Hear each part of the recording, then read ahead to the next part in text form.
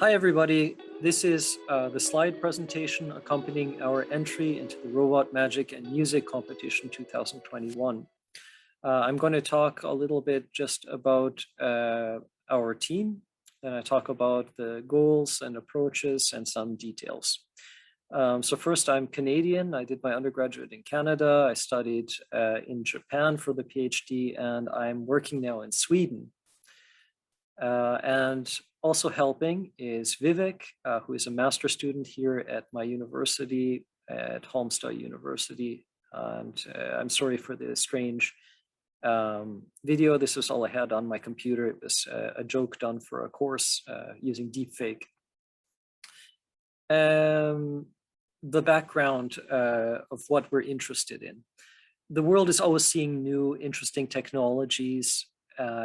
Most people have seen movies about social robots dancing around. We know what they could do, and really they could do lots of good for people who are lonely or have dementia or whatever. There's not enough human caregivers. It's really a big thing that they could do for us. But currently, social robots are failing to become accepted. What is missing? I have this idea that I call the smartphone hypothesis, which is that robots will follow smartphones in becoming popular and accepted once they can provide varied value at low cost. This competition is a really nice opportunity to work on different applications. So a robot can vacuum clean, it can look after you in an emergency, it can also do magic to entertain you. And in particular, I want to focus also on the idea that robots don't need to just copy humans. We can see stuff, we can hear stuff, robots can do other stuff. They can maybe sense a person's heartbeat and save their life if they have a heart attack. So this led me to an idea for a skit about robot mentalism. A rough skit, we're just starting. This idea had two parts to it, really. One is the idea of robot magic. How can we design sort of a nice interaction? I'm interested in the theory there. And the second part is sensing. How can we use a robot to incorporate some type of other sensing that humans can't do? For the interaction theory part of this, I found this interesting theory called symbolic convergence theory, which I don't think has been used for HRI yet, but I think it ties in well with magic, and it seems like an interesting theory. So the basic premise is that people can share fantasies to come together as a group and share meaning.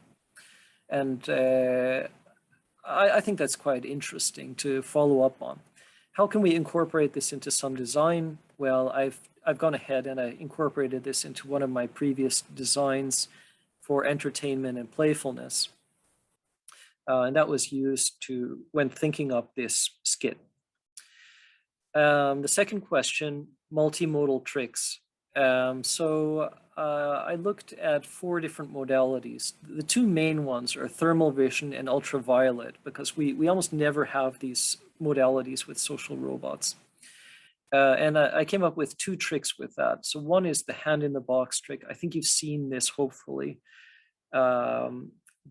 The robot says whether I've got my hand in a box or not, because it can actually look through the black plastic of the box. And then the second main trick was that the robot can detect if you're wearing suntan lotion or not, because this absorbs ultraviolet. The robot has a little flashlight, and this light, this ultraviolet, is absorbed when there's suntan lotion. Otherwise, it's reflected back. So you can tell by the intensity of the image. Then there were some Easter eggs. There was another trick about what's your favorite color, and then if you say blue, the robot will say look under the table, or if you say red, the robot will say look behind my coat. So it can handle any of those 3 colors that it allows you to choose from. This is sort of an old trick. It's not a new trick. Then there was another trick where the robot seems to hold up a wand, and then the wand should change into a message that it's drinking coffee. Just a few notes. For the first trick, the robot said something about 64 fingers. That's not a mistake. That was intentional, and the idea was that the robot is sort of giving unsatisfactory answers to try to create humor. For the third trick, that actually does use speech recognition to recognize the color that you like, and I could have used it throughout the skit. I didn't, just because I thought that speech recognition is not always perfect, so I wanted to make my life easy by just using button presses and stuff like that. So I guess we should talk about a few things regarding the tricks. Complexity. The complexity for these tricks, the main complexity is from the recognition, because there's always noise coming from sunlight or cloudiness, overhead fluorescent lights, reflections, whatever. The hardware is not terribly accurate, so that, and the camera also sometimes dies from overheating because it was a cheap camera. You get what you pay for.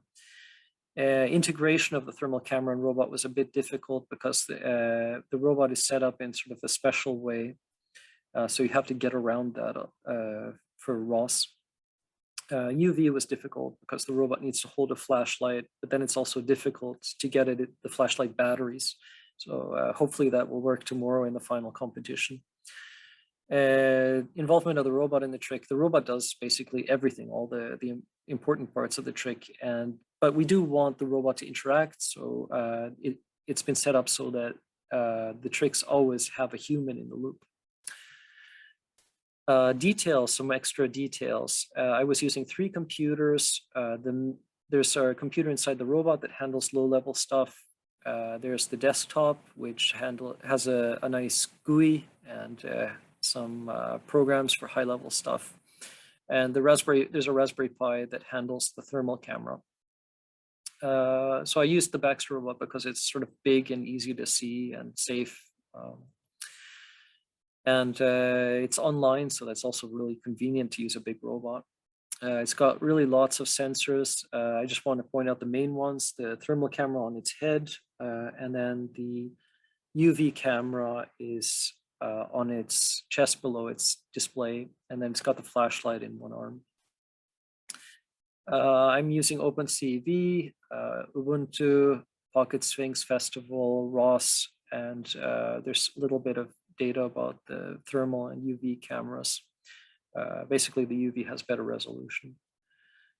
So what does the program look like? Well, the Raspberry Pi for the thermal camera is always getting images and doing some processing on that. And the desktop is basically giving commands to the robot to interact with me. And then in the middle of that, when it's the right time, it'll send a message to the Raspberry Pi saying, tell me, is the hand in the box or not? And then the Raspberry Pi sends over statistics from this region of interest, and the desktop will process that and decide. So here's a video showing some of the feed from the thermal camera. On the left is RGB. You can see me putting my hand in the box. You can't see my hand on the left. On the right, you can with the thermal camera. And I'm drawing also the contours that I'm detecting at the top left. So you can see that's my fingers. And if you want, you can do some type of processing on that to try to count fingers. I didn't bother with it. In summary, the research contribution is 2 things. I was looking at interaction theory, and then the second thing was exploring new tricks using these new modalities. Future work, there's obviously a lot to do with the interaction design, and then also there's many other modalities that could be used for interesting interactions, and you can do a lot better recognition if you're using a more complex, powerful technique with transformers. Thank you for listening.